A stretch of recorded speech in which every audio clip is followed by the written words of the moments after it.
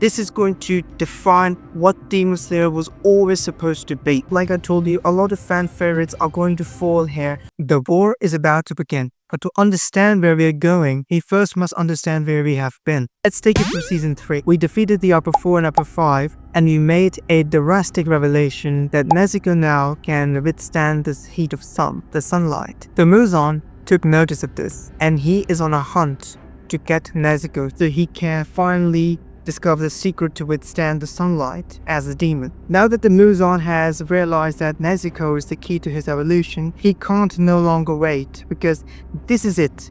This is what he was looking for the entire time, to withstand the sunlight. And now that finally for the first time Muzan has a lead to overcome sunlight, he is in search of Nezuko, and that is why he has declared full-scale war, because he can't wait any longer. This is it. This is what he was fighting for. That is why the Demon Slayer Corps have invaded the Infinity Castle as well. Not in desperate attempt, but because they are in a race against the time. Demon Slayers are fighting for the sake of entire humanity. If Demon Slayers fall, the entire humanity will fall with them. Now consider the Infinity Castle as a character, as an independent character. It has its own nature, its own personality. He is shifting, he's hostile. Nakime, the Biwa woman who just hits the strings and the runes change, she is never going to let any demons get close to any demon, but she's always gonna let any demon get close to the demons there to kill the demon slayers. Now this is a problem because the room shifts really badly. Every single of the demon slayer has been isolated, like Gyome. Ki with the Mist Hashira and with the Wind Hashira, they three are together. And we know that Obunai, Iguro and Mitsuru Kanroji, they are together. Kanao and Shinobu Kocho, they are together. Gyu and Tanjiro, they are together. But they are still kind of very isolated from each other. And the thing is that the dynamic of that place is that it's going to keep on changing. It's going to keep on shifting. So you are never safe. So time is of the essence there, because the more time we will spend there, the more exhausted they will become. And the more exhausted they become, the more chances are the demons will win. They will kill the demon slayers. Now that the demon slayers have entered the void, every warrior who walks in, he or she knows that he or she might not walk out. This may be the very end of them. This may be the very last attempt they ever make for the sake of humanity. Every single Hashira knows, every single demon slayer knows, even those who are Hashiras, like Murata, for example, Murata Zata. If they're walking inside, there's a very good chance they might never walk out. So every single second that they take, every single second of attempt that they make, it counts. Why? Because this is for the sake of entire humanity. Every warrior is walking in for the sake of humanity. This isn't just about Muzan Kibutsuji anymore. This is about humanity, about closure,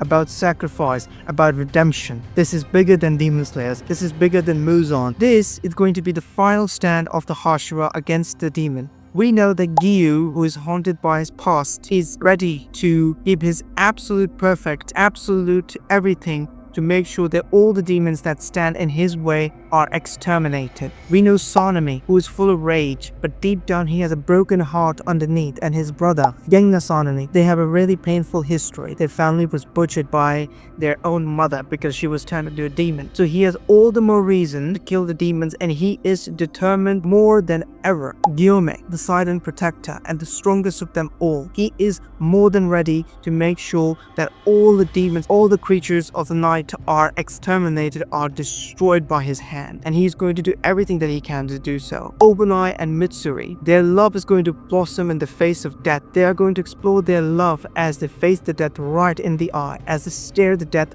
right in the eye. This is going to be very emotional, and this is going to be the biggest challenge that Demon Slayers have ever encountered. And this very war that they are fighting is the moments they have been training for their entire lives or generations. This is the moment that they have been waiting for, that they have been wishing for their entire lives, which is why they even trained that much, so that they can finally put an end to the demon's bloodline and kill Kibutsuji Muzan once and for all, for the sake of entire humanity. Now there are some couple of demons that are left. We have the Upper Moon one, Kokushibo. We are going to see him in battle. We are going to see him in full action for the very first time.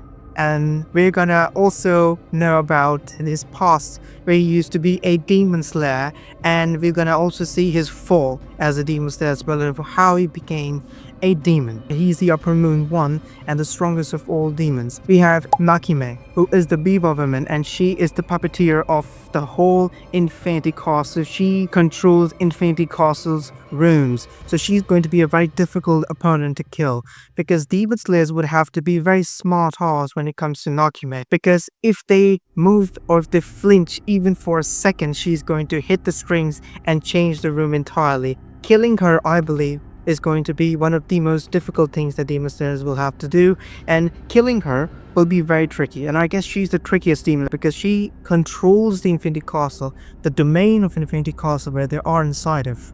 So it's going to be difficult. Then we have Akaza. Tanjiro has a personal vendetta against Akaza when Akaza fought Rengoku. Rengoku died in the end, so Tanjiro has to take revenge for Rengoku and for all of humanity as well. And then finally we have Muzan Kibutsuji himself, no longer in the shadows. He is out, he's no longer hiding, and he's ready to kill every lost human if that's what it takes to get what he wants, because he is more eager than ever before to kill all the humans so that he can catch the cure to withstand sunlight, so that demons can have one last evolution which they couldn't have, as the curse of demons doesn't let them to have. This is the beginning of the end. We all know that this is the final arc of Demon Slayer, and this is going to be the definitive arc of Demon Slayer. Ufotable animation is peak, we know that, and a lot of fan favorite characters are going to fall, and Ufotable is going to go all out on their budget to make sure that these fights are choreographed in the utmost perfection. It's a very soft warning for you guys, so be ready. This arc changed the manga forever, and it is going to change the Demon Slayer anime as well. Every fight is going to be a movie in itself.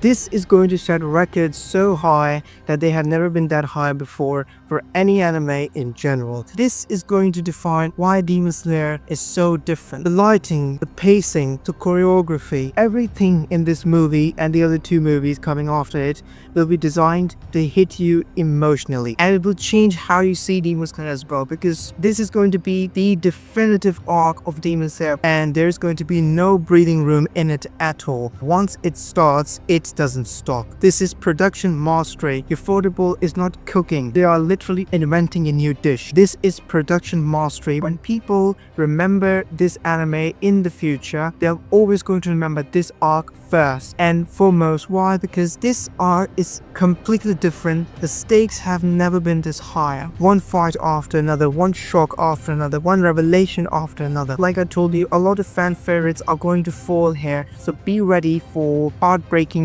moments. You have to brace yourselves before stepping inside the theater. And when the anime comes out, when the movie comes out, the amount of money that this movie is going to make already excites me. You can only estimate the amount of money that they're going to make. This is going to be a production mastery. This is literally a history being made right in front of our eyes, ladies and gentlemen. This is going to completely change and shift the anime standards for all the world. This is a cultural shift happening right in front of us. This is also going to really elevate Demon Slayer standards in people's eyes and people's vision. This is going to define what Demon Slayer was always supposed to be. Demon Slayer will change after this arc forever, because this isn't just the next arc. This is war, and every war has casualties. So subscribe if you're ready to enter the Infinity Castle, and a piece of advice: bring your heart with you, because you're seriously going to need it.